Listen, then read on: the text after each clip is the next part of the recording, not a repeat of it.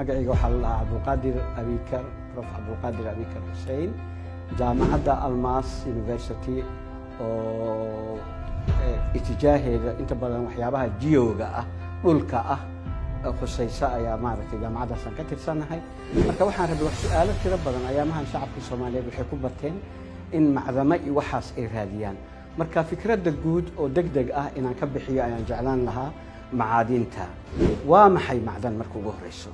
macdan waxaa la dhahaa waxyaabo chemical formula leh oo ama dhagax noqon kara kaligood ama dhagaxda ku dhex jiri kara. Marka waa curiyaal kaligooda istaagi kara oo chemical formula gooni leh ama maaragtay dhagaxa ku dhex jira.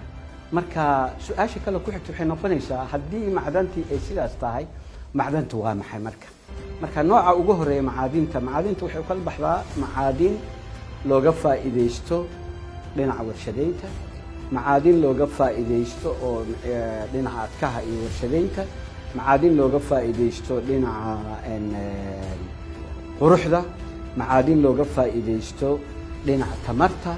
macaadintu waa kala duwan tahay.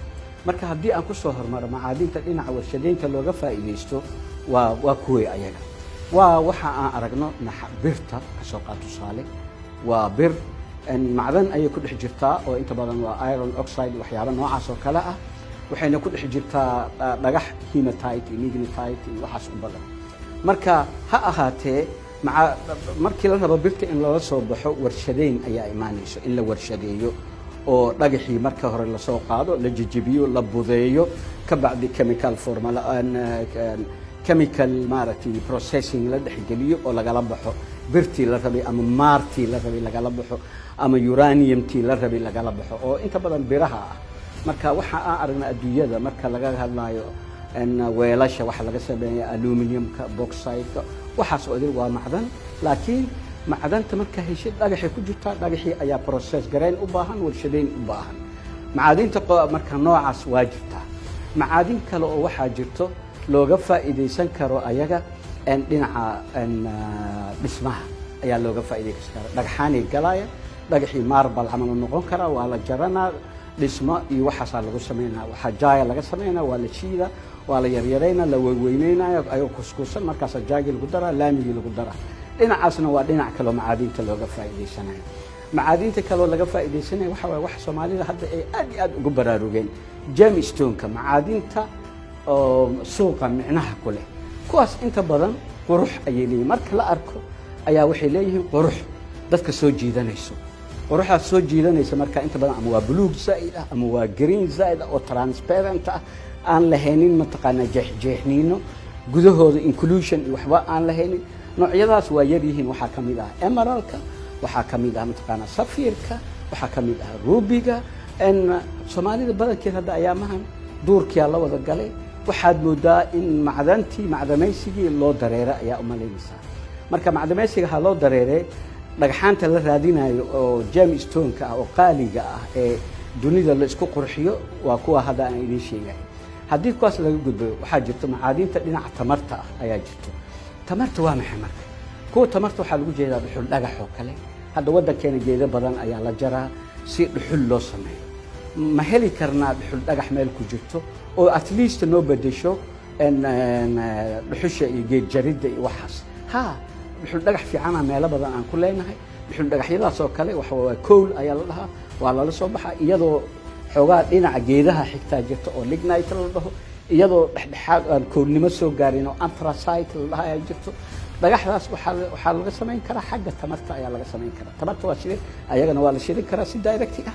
warshadaha soo saara korontadana waxaa korontada ayaa lagu dhalinaya, waa loo isticmaalaa.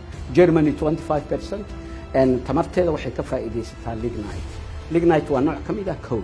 marka anaga China warshadihiisa tamarta badankooda waxay ku beesgaraysiin dhuxul dhagax. marka waa samaysan karnaa anaga nafteena hadda magaalada Boosaaso kale meel u dhow waxaa laga helaa dhuxul dhagax. dhuxul dhagaxaas oo kale waa laga faa'iideyn karaa.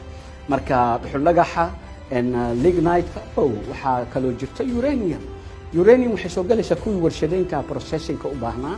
laakiin waxa waaye uraniumta caadiga iyadoo carnotite la dhahay dhagaxda ku dhex jirtaa inta badan galmudug iyo gobolada kale oo uraniumta primary-ga ay taalo. marka ان uranium waxa la sameyn karaa dhagaxya la soo jijibina waa la shiida waa la process gareena waxa la suubinaa waxa laga soo saaraa wax la dhaho yellow cake ان yellow cake waa nooc midab jaalo ah leh oo uranium ah laakiin enriched ma aha wixii dhibka badnaa ma aha waa markii la soo baxo ka baxdi ayaa la gadayaa wadamada adduunyada waxaas laga gadaa ayagaas hadhow dambe sameysanayo process loo yaqaan enrichment centrifuges waxay sameeyaan uranium 238 ayaa laga bedelaa uranium 235 ayaa laga dhigaa markaas tamarta nuclearki waxa loo adeegsanaa ama nabad ha loo adeegsado ama dagaal ha loo adeegsado uranium tamarka sidaas ay noqonaysaa marka uranium waa tamar waa maaragtay macdan tamareed en macaadinta noocyadoodii waa kala duwan yihiin waxay ku kala duwan yihiin qaar tamarta loo adeegsanayo qaar bir ahaan loo adeegsanayo birta laga la soo baxayo metalada sida aluminumka ironka waxa laga la soo baxay waa soo iyo qaar kale oo loo adeegsanayo xagga qurxinta marka hadba qaabka aan aragno waxa kale oo akhiran ku jiro diamondka oo asagana nooc kale ah en waa carbon laakiin meel fog adduunyo dhulka hoostiisa oo ka imaana volcano waxa soo qaaday kor u iman kara marka carbonkaas ayaa asagana wuxuu isu bedelaa diamond markuu hoos jiro pressure ka badan iyo temperature ka badan awis diamond waxa hadana waxa sii weheliya en meelaha qaar dahab magma sidiisa kulul oo dahab ah ayaa oo dahab wata ayaa soo dhawaanay dhulka inta kore imaanaya marka kaasoo kale waa soo dhaqaaqa biyaha kulul iyo waxa soo qaadayo meelaha volcanicada kor u imaanaya marka waa laga faa'iideysan karaa asagana marka dahabka macdanta en macaadinta noocyada kale ee warshadeynta ah macaadinta isku qurxinta ah en macaadinta birta ah macdamaha waa waxaas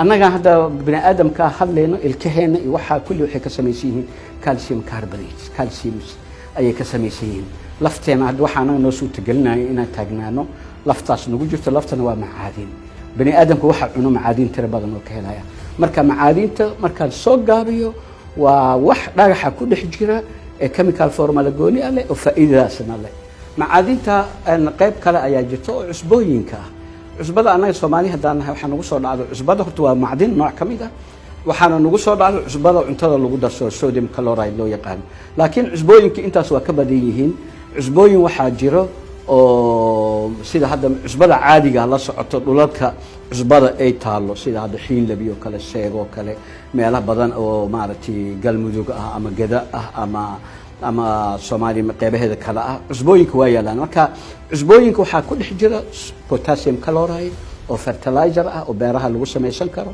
hadii la process gareeyo cusbada laga la soo bixi karo waxa jirto cusba nooc kale oo lithium loo yaqaan lithium carbonate waxa waaye bateriyaasha adduunyada hadda baabuurtan tirada badan waaba hadda wax dahabka ka qaalisan waa lithium kada si u fiirisi maxaa dhacay demand aad iyo aad u badan ayaa dunida ka jirta baabuurta inay ka wareegaan baabuur petrol iyo diesel waxa ay ku shaqeynayaan ay u wareegaan baabuur battery ku shaqeynaya oo koronto ah si taas ay u dhacdo marka lithiumki ayaa la soo baxay lithiumki xaguu ku jira lithium carbonate asagoo ah oo macdan ah ayaa cusbooyinka ku dhex jira cusbooyinka xagee yeelaan gobollo badan Soomaaliya ay banaanka yeelaan ayagoo dhagax amal ah ayay yeelaan marka galmudug dhexda hadaa fiirisid meelo badan ayaa cusbada noocaas ay taala gedo waan ku maqlaayay meelo kale oo maaragtay kala duwan ee Soomaaliya kamid ah ayaa salt pans iyo cusbo dhagaxeed ay taala